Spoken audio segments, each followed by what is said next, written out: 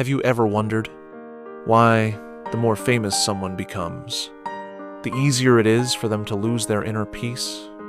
Why the more praise and recognition they receive, the more their ego seems to take over? And why just one small criticism can occupy your mind for an entire day, making you want to defend yourself, to fight back, or even to give up? The Stoics lived through all of this. They stood in the middle of power, fame, and public judgment. They faced misunderstanding, criticism, and attacks. But they didn't run away, and they didn't let those things steal their clarity. They left us with lessons that remain just as powerful today. Welcome to the calm within, where you don't have to prove anything to the world. Just live well enough so that when you look back, you can say, I stayed true to myself. Today, I'd like to share with you a quiet reminder on how the Stoics protected their peace, through praise, through criticism, and even through the moments when no one seemed to care. But first, a little story to set the scene. The story: the carpenter and his final house. There was once an old carpenter, nearing the end of his long career. One day, a wealthy family asked him to build a small house by the lake. Knowing this would be his last project, he poured his heart into every detail. But throughout the entire time, no one came to check on his work. No one asked how it was going. No one offered encouragement. Sometimes he thought to himself, does it even matter? No one's paying attention anyway. But then he shook his head. Even if no one sees it, I will know. So he kept going, carefully, patiently, until he finished what became the most beautiful house he had ever built. On the day of the handover, the owner walked through the house, smiled, and handed the carpenter a small key. We've decided this house is yours, a gift to thank you for all you've given us. The old man stood silently, not because he now had a house, but because he thought to himself, I'm glad I didn't cut corners. I'm glad I didn't give up just because no one was watching. The lesson: sometimes you receive no applause. No one seems to notice what you're doing. But how you live when no one is watching is what shapes your true worth. And perhaps that quiet integrity might one day become the greatest gift you'll ever receive. When you least expect it, are you ready to go deeper? Let's explore how the Stoics practiced this in their own lives. Part 1. They didn't cling to fame even when they could have had it. Marcus Aurelius, a Roman emperor, one of the most powerful men of his time. He could have done anything. He could have built monuments to his name. He could have chased fame and secured his legacy for generations. But instead, he quietly wrote something in his private journal, a sentence so simple, yet so deep, that we're still reflecting on it more than 2,000 years later.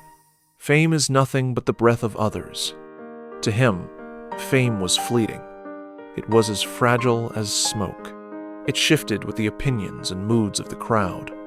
Today, people may praise you. Tomorrow, those same people might turn their backs. And so, the Stoics didn't live to be seen. They lived to be true to themselves. No applause needed. No recognition required. Just one quiet question at the end of each day. Did I live true to what I know is right? If the answer was yes, that was enough. Part 2.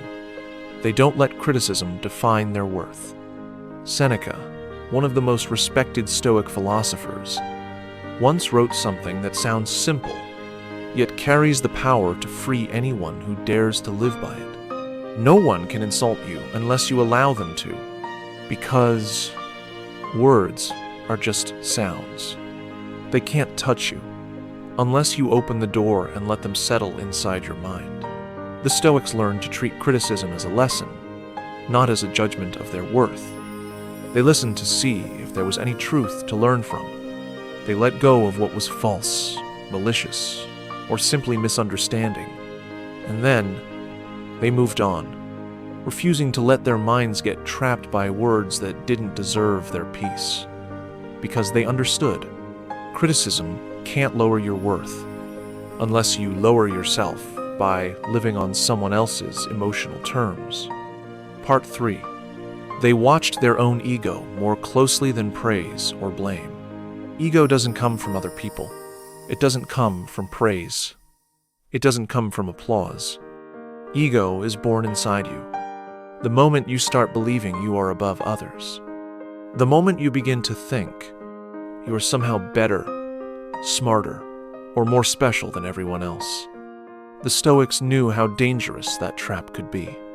So they constantly asked themselves, what am I really living for? For what's true? Or for the image I want others to see? And they reminded themselves, again and again, I am just a human, like every other human, not greater, not lesser, just someone trying to live true to what I know is right. And it was this quiet humility that kept them grounded, safe from the trap of ego. Part 4. A simple image to carry with you. Imagine a mountain. Whether people stand at its base and sing its praises, or whether they throw stones and shout insults, the mountain stands unchanged. It doesn't rise higher because of praise.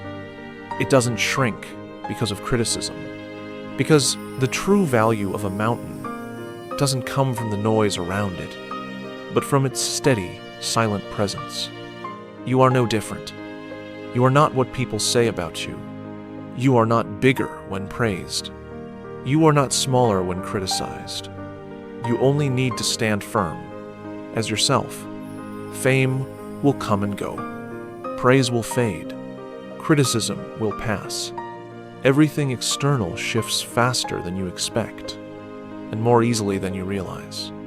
But if you know who you are, if you live true to your inner values, then you'll never have to chase validation from anyone, because that quiet strength inside you will always be yours. Untouchable, unshakable, free. Thank you for listening until the end. If you're learning to live with more stability each day, not chasing ego, not swayed by applause or criticism, join us here at The Calm Within. Click like and subscribe, because sometimes simply remembering who you are is all the peace you've ever needed to find.